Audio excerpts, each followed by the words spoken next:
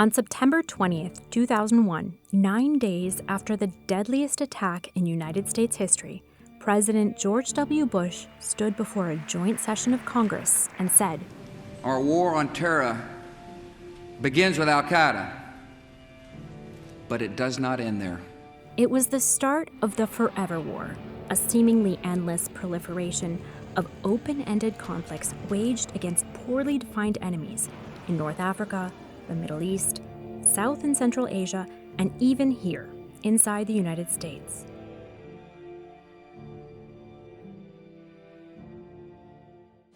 Good evening. American and British forces have begun attacking the Taliban in Afghanistan tonight. In October 2001, the U.S. went to war in Afghanistan.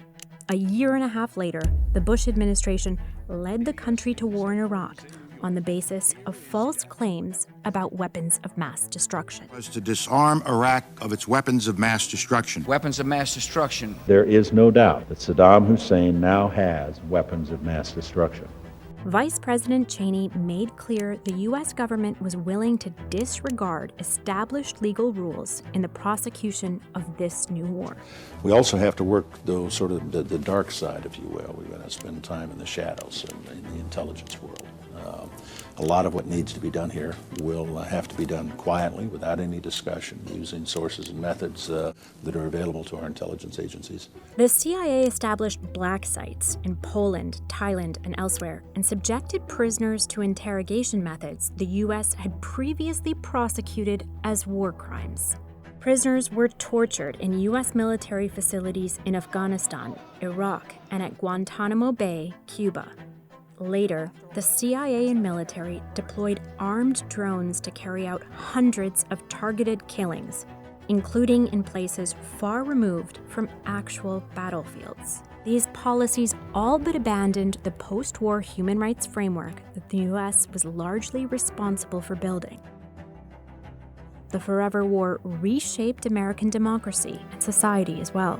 Surveillance programs proliferated, from the NYPD's targeting of New York's Muslim communities to digital surveillance operations of unprecedented scope and reach. Today, the president signed a big new anti-terrorism bill that would expand the government's ability to track down terrorists, but at some cost. Anti-terrorism legislation criminalized forms of peaceful speech and association. National security was used as a justification for keeping the public in the dark about the most consequential questions. And secret evidence, secret hearings, and even secret judicial opinions became normalized. The press struggled to fulfill its role, and when journalists did report on controversial and covert programs, they did so in the shadow of the Espionage Act, which the government deployed against journalists' sources and threatened to deploy against journalists themselves. Repressive policies imposed in the name of national security did not go unchallenged.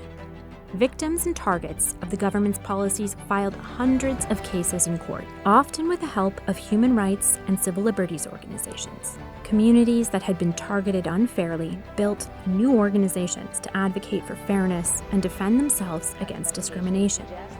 And a new generation of journalists founded new media institutions to report what legacy newsrooms had missed and ask questions they had failed to.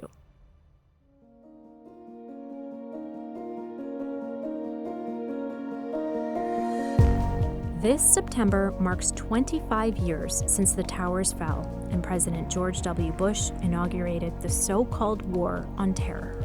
But that war, the Forever War, continues to shape our politics and society and even psyches today.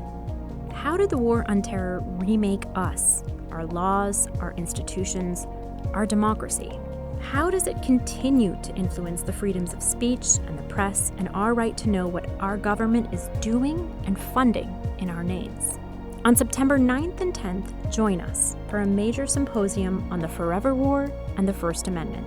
Hosted by the Knight First Amendment Institute and the Simon and June Lee Center for Global Journalism at Columbia University, this two-day event will explore the ongoing impact of the Forever War on democratic rights, including free speech and press freedom.